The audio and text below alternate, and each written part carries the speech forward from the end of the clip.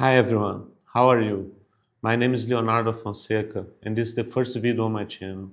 In my opinion, this is the most important video in history because it reveals the most important philosophical theory that humanity will see up to this moment and probably until the end of time, since it answers the deepest question a human being can ask. Why is there something rather than nothing? Have you ever stopped to think about that? If you never have, I invite you to take some time to think about what I'm going to say in this video.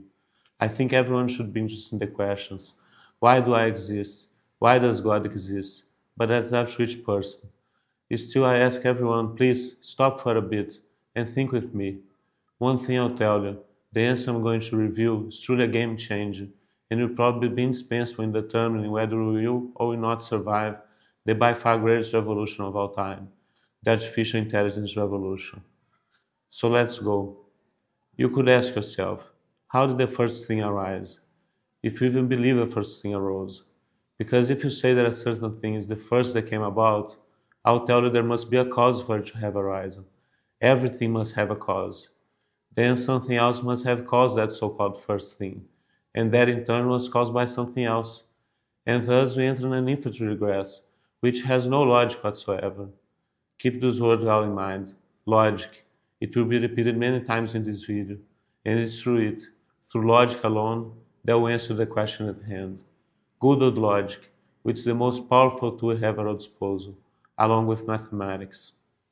I will begin by categorically stating one thing. Nothing arises from nothing. This is a logical fact, indisputable, and accepted by all philosophers. So in truth, there did not arise a first thing. There was no so-called first cause. Something has always existed. This is very simple to conclude. If at any time absolute nothing had existed, there would be no way for there to be a cause for something to arise, because there would be nothing that could cause anything, not even space for something to arise. Simply nothing.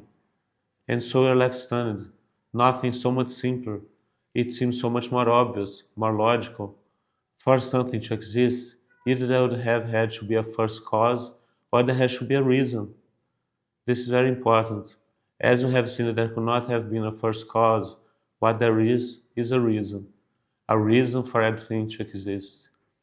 The first thing we need to establish is that nothing exists. The universe or God cannot be infinite.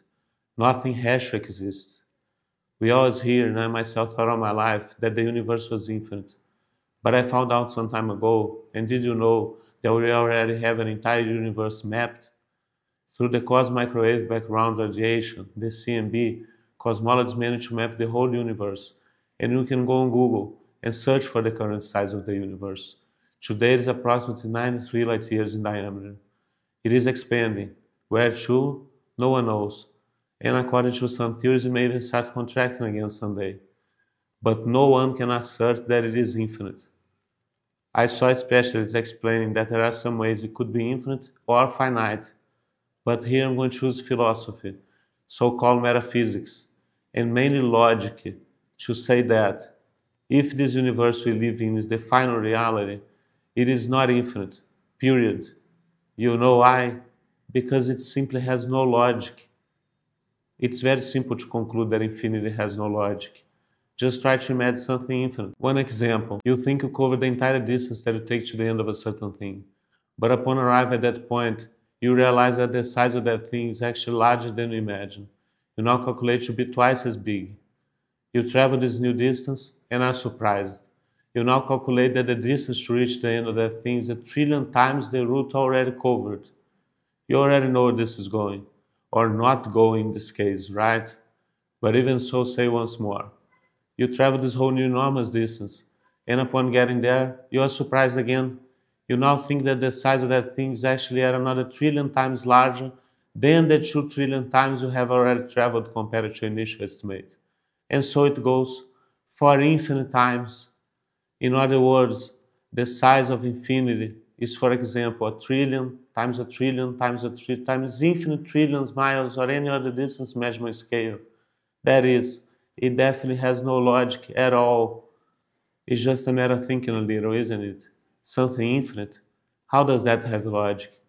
I don't know how for so long I believed there was something infinite. The point is that if you don't know the answer to why something exists, the answer to our question, the first question, why is there something rather than nothing, logic is already lost right in the beginning. You accept the things that most people say as being true, even though they have no logic whatsoever. Because the beginning of everything already makes no sense anyway. I, for one, was always indignant at living an existence which I saw no logic. In the case of God, here I'd like to pause a bit, to tell a little of my story, and some things that happened to me. I was an atheist for most of my life, from around the age of 12 until about 2 years ago, when certain very unusual, truly extraordinary things began happening to me, and I came to have great faith in God and in life after death. I want to make it clear that I was a staunch atheist. I thought myself smarter for being an atheist, judged those who believe in something as ignorant, made fun of religions and their characters, and at every opportunity I had, I tried to convince people that nothing supernatural existed. What happened to me was truly out of the ordinary, and I judge that they can never be coincidence. Otherwise, I'll never believe. I'll go further and say that at least 6 small miracles have happened to me up to today. I'll tell each one of them in other videos. For now, I'll tell one, the one that matters for this video. But this is the one I judge to be the smallest of these miracles, which could even be the work of chance. The story is as follows. I had two lucid dreams about 3 years ago. I had never had one, didn't even know what it was. I was fascinated. For those who don't know what lucid dream is, it's when during a dream you are conscious, you know you're dreaming, and you can control actions, up to a point depending on the dream in my experience. These first two lucid dreams were a mess. I controlled my actions, but when things were getting good, the setting would change, or the same setting would repeat but with different things, and I had to start all over again. Even so, as I said, I was fascinated. I thought to myself, if I always had these dreams, it would be like having another life, and a life that could be much better than reality. I read that there were ways to induce lucid dreams. There are specialists who have written books about it. I didn't buy any book. I tried on my own to concentrate hard before sleeping, but I never again managed to have that kind of dream. That was until about 2 months ago, when I was facing a very, very difficult situation. One day, I asked God for a dream that would give me signs as to whether I was going to get out of that situation or not. I wanted to know. Anxiety was eating me up. On that very day, I had a lucid dream. But this time it was more real and I could speak normally, which hadn't happened before. Although the woman who was with me in that dream did not answer anything I asked. But in fact, I didn't remember the extremely complicated situation my life was in, and I took the dream to the side of physical attraction. The dream didn't last long, and ended with no result with the woman for me. The next day I was indignant. I should have asked that woman about what was happening to me. God had answered my request, and I had wasted the opportunity. What a terrible thing. When going to bed the next night, I asked God for forgiveness and begged Him to send me a lucid dream of that kind again. I already thought of 5 questions I wanted to ask. The first will be about the meaning theory. That's what I call the theory in this video, whether it is right or not. I've been thinking about this theory for about 2 years and wanted to know if it's really true. Although I was already 99.99% sure. The second and third questions will be related to God. The fourth will be about the problem I was facing. And the fifth related to another dream I had about marrying a certain woman. Those would be the 5 questions I wanted to ask. And wouldn't you know it, God answered my request and gave me a lucid dream that very night as well. This time I was even more conscious and the dream was even more real, like the real world itself. The dream began with me entering a restaurant, and I immediately think, what's this? The dream really came. I need to ask my questions. I spotted the first table an acquaintance and two other men. I approached it and thought of asking them the questions, but my relationship with that acquaintance hasn't been very good, so I decided not to ask them. Then I left the table to look for someone, and soon I saw an elderly lady of about 70 with short blonde hair passing by. I approached her and said, I would like to ask my questions. She turned to me and answered, you can only ask one question. I already knew what the first one was, right? About the meaning theory. Despite the fact that I was going through a very delicate moment, For me, the question was more important than my life. So I asked, is the meaning theory correct? And she replied, it is. And even though she had said I could ask only one question, there was still time for me to ask one more. I asked, why only now? Referring to it being a simple theory, and why only now someone would think of it? And she replied, because of the power of dissemination. And the dream ended. I understood this last statement from that woman in the sense that everyone in the world has to find out about this theory, to be able to draw their own conclusions, to have their own opinions. And only nowadays, through a platform like YouTube, this is possible. Because it is not a theory that can be given as 100% certain by me or by anyone, and could end up remaining only among philosophers as a more probable one, without being known by everyone. I thought a lot about whether to talk about miracles or not, because the theory in disease speaks for itself, and because if I had heard someone say that they experienced small miracles back when I was an atheist, I would have discredited the person right away. I hope that doesn't happen to me in this video, and when I tell the whole story, with all the miracles, you'll see the enormous meaning that everything has. You'll see that this story I told is also a small miracle, that God did not send me such a lucid dream to tell a lie, and you know that you can trust that the meaning theory is truly correct. No one had thought of this theory before is almost a miracle. You realize that. And also the fact that it was me, who is not a philosopher by training, who thought of it. I'm speaking about the miracles also because I'll talk about them in any case in the future. I believe I have a mission, not only with this theory I'm presenting, but also in the effort for us to survive from artificial intelligence. The story of these miracles leads me to believe this and reveals some things to me. So this video working out to be important for that as well. But let's get back to what matters for now. My friends, God. We always hear that God is infinite, but He cannot be a logical being. He cannot be infinite in size, space. Infinity is illogical. God's perfect, right? A perfect thing has to be logical, and one of its characteristics has to be finiteness. Also, perfection works like this. If you remove a tiny little piece from a perfect thing, or add a tiny little piece to a perfect thing, it ceases to be perfect and becomes almost perfect. So the perfect has a correct size. So we conclude through logic that the all that exists, whether it is the universe or God, is not infinite. Thus we conclude that nothing exists and has to surround the all. The last thing I need to say before giving the answer to the question is that it is a consensus among philosophers and physicists that even if not a single thing existed, if it were simply absolute nothing, there would still exist the abstract concepts of mathematics. 2 plus 2 would be 4, for example, even in absolute nothing. I recommend watching 2 videos to verify I have just said, and to better understand this video and the theory I present.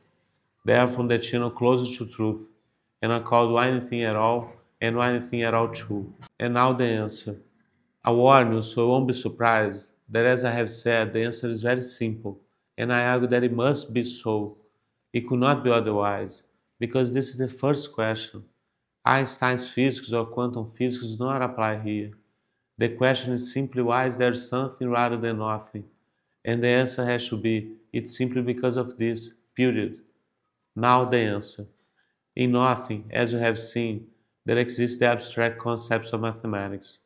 So there is something, and thus nothing can be considered to be a state, something, at least in the abstract sense of being. And by logic, something must have a meaning. Everything must have a meaning. Thus the answer is ready, simple and logical. Why is there something rather than nothing? Because nothing is a state that without meaning will not make sense, will not be logical. It's impossible. So something has to exist to give meaning to nothing, since the meaning of nothing is the absence of something. In our reality, there always what exists. So the answer is meaning, and could not be otherwise. If you think well, by logic, meaning is the only thing beyond the abstract concepts of mathematics that nothing can have and still remain nothing. because meaning is a thing, like the abstract concepts of mathematics, which in fact is not a thing properly speaking. It is abstract. There are other abstract things, but they will not be able to be present in nothing or be the reason for something to exist. They see the value as possibly the reason, but how the value be related to something actually existing? And why would the value be so fundamental as to exist without explanation? Some philosophers may argue that nothing does not have to have meaning, and that meaning is a human creation. But the existence of the all, our reality, shows that logic does indeed determine that nothing has to have meaning. And this is also logical if analyzed it well. Obviously, as I have said, I cannot give 100% guarantee that this theory is correct. No one can, only God. What I affirm is that, in the same way, no one can say that it is impossible. So we have the first possible answer, which holds a logic in the history of humanity. In my opinion, what is impossible is that another simple answer could have gone unnoticed by the great minds of the great philosophers who have inhabited this planet. One thing we have to consider is that the idea that, as a matter of fact, even in hypothetical absolute nothing, the abstract concepts of mathematics would exist, is relatively new. The slightly older philosophers do not have this understanding. For me, what I truly think, it is really impossible for there to be another answer, and meaning is certainly the correct answer. You can imagine which is more logical: absolute nothing, only if the abstract concepts of mathematics, without meaning, without making sense, or the all and nothing exist simultaneously, both with meaning, with coherence, making sense, everything much more perfect. And what a beautiful reason for everything to exist. Meaning, isn't it? Everything we seek in life is meaning, right? Different people find meaning in the most varied things. One thing to note is that the reason behind everything we do involves meaning. If you feed yourself, it's because food has a meaning for you. If you study, it's because study has a meaning for you. If you go to the movies to have fun, it's because fun has a meaning for you. Everything works like that. I think we can conclude that this is further evidence that the theory is correct. The thing involved in the reason for everything we do is the reason for everything to exist. It makes perfect sense that the most important thing for us will be the answer to the most important question as well. The first question. Now, I would like to talk about something that we can conclude with this theory regarding faith in God. The main thing that previously led me to be an atheist, and that now is no longer a problem for me. We can explain the suffering in the world. God's not evil. It's simply that meaning is what is most important to Him. After love, for me, in fact, the two merge. The meaning of the all is love, the most meaningful love possible. In my opinion, we are in this reality in which we live to learn to love as much as possible, and that will happen for us in the life we live after this one. It is easy to imagine that by knowing the meaning of suffering, love becomes much more meaningful, more valuable, and thus much greater. Okay, what I wanted to say about the meaning theory I have already said, but in my next videos I'll talk about other theories that will complete the logic of the all. So I think it's important that I already speak now, even giving an almost total spoiler. The first thing is that my intuition and some lines of reasoning that I will present in my next video tell me that what exists in fact is what I call maximum meaning. That is, the reality in which we live is the most meaningful that could exist. That is why there is so much love, goodness, honesty, compassion, etc. But at the same time there are wars, hunger, suffering, evil, etc. Good and evil, right? The second theory that I'll talk about in the next videos, this one indeed essential for understanding the logic of the all, is about time. How time works is an enigma for philosophers to this day. But once again, using logic, we can decipher it, at least one crucial aspect of it. Time in part means change, right? And another thing that cannot be infinite is change. So things cannot go on changing forever. Our life after death cannot be for all eternity, always with new things, because otherwise we'd have an infinity there, the infinity of change. And as I have already said a few times, infinity has no logic.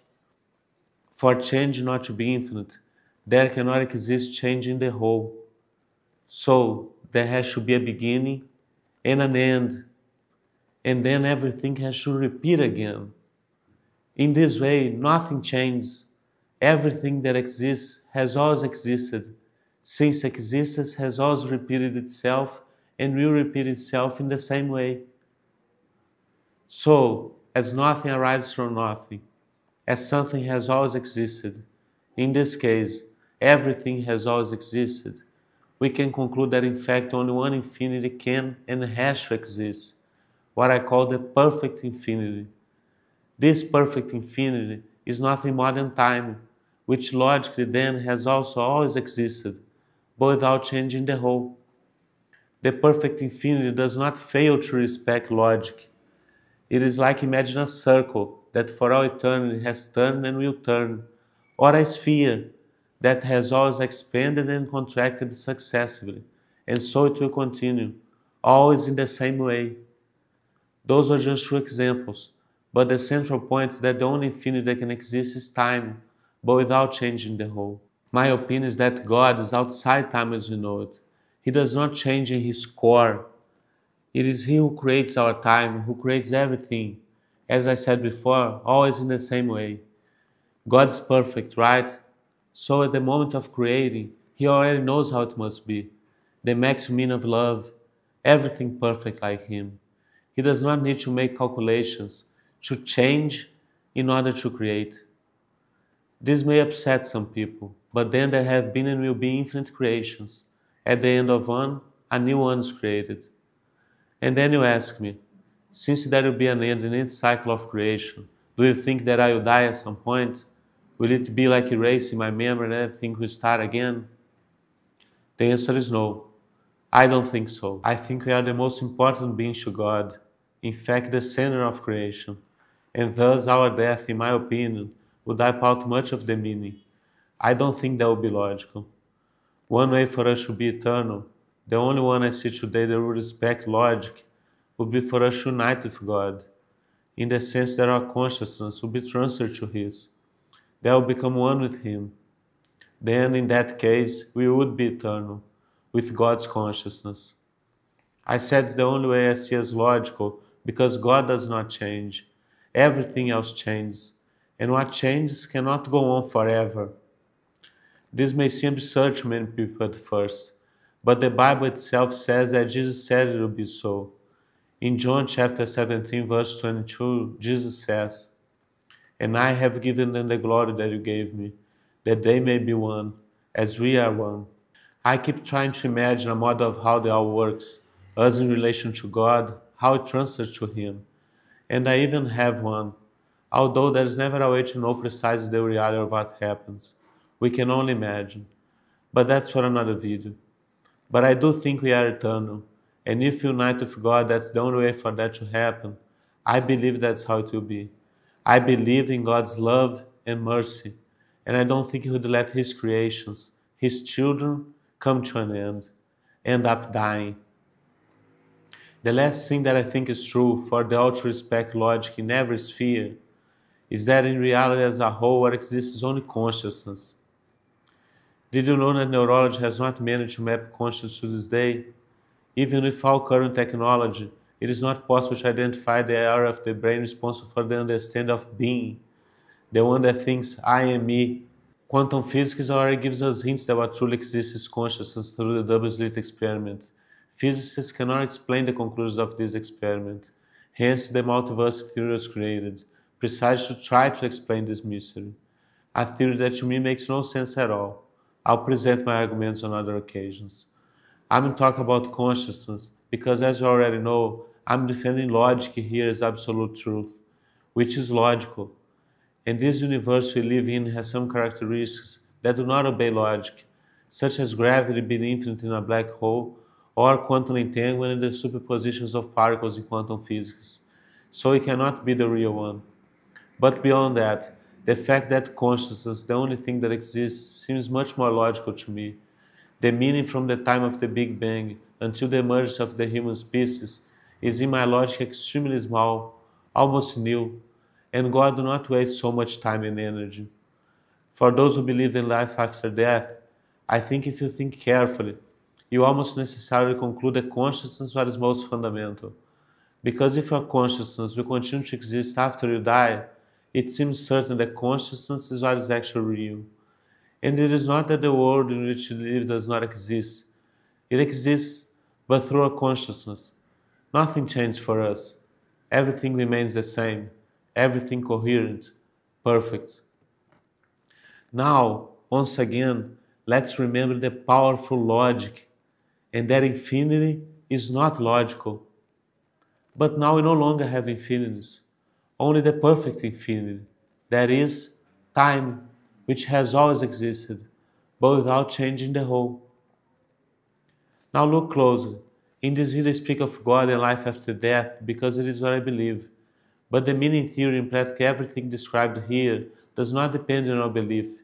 Even you who are agnostic or atheist, I ask you please to think about logic. That's what matters at this moment. If you agree with what you heard here, you can say that you live in a reality with logic. Otherwise, in my view, you cannot say that. Until some time ago, I felt that I live in a reality without logic, and for me that was very bad. To be able to see logic in the whole is a great relief and a great satisfaction, because I always thought to myself, things have to have logic. There's no way to escape logic. Now for me everything fits. I can say that everything has logic. Okay then, I have said what I had to say about how I think the logic of the all that exists works. And now to finish, I would like to go back a bit to meaning. I want to emphasize the importance of having an answer to the question, why is there something rather than nothing? And with it the importance that meaning gains, beyond what I had already imagined. These days I always think in my daily life, does this have meaning about something I'm going to do? Or if I am thinking whether something will happen or not, to me or to the world, I ask myself, does it have meaning for this to happen? I would like you to think about the meaning of all the turbulence the world's experienced, and especially about the meaning of the period they are entering, the era of artificial intelligence. We are creating a machine that will surpass us on a large scale in everything we do. Do you realize what that means? We will be masters or servants of this machine. Will it destroy us? The so-called godfather of AI, Geoffrey Hinton, left his job at Google to be able to warn us of the dangers of AI, but his warnings have not received due attention. He thinks he can indeed destroy us, he and many others, but at the same time companies are accelerating more and more the development of this technology, and governments are thinking very little about the subject. Will it continue as an uncontrolled competitive race? In that case, the outcome will be catastrophic. I think the understanding that meaning is the reason for everything to exist came at the right moment, the moment it had to come. I think we urgently need to rethink the meaning we seek as humanity, otherwise it will be its end. And I will finish this video by leaving two questions. What meaning should we seek as humanity in order for us to survive the period we are entering? And what should we do for that to happen, for us to survive? I'll stop here for today. Help this video spread, give it a like, subscribe to the channel, share it with others, and also turn on notifications so you don't miss the next videos. Thank you for watching and see you next time.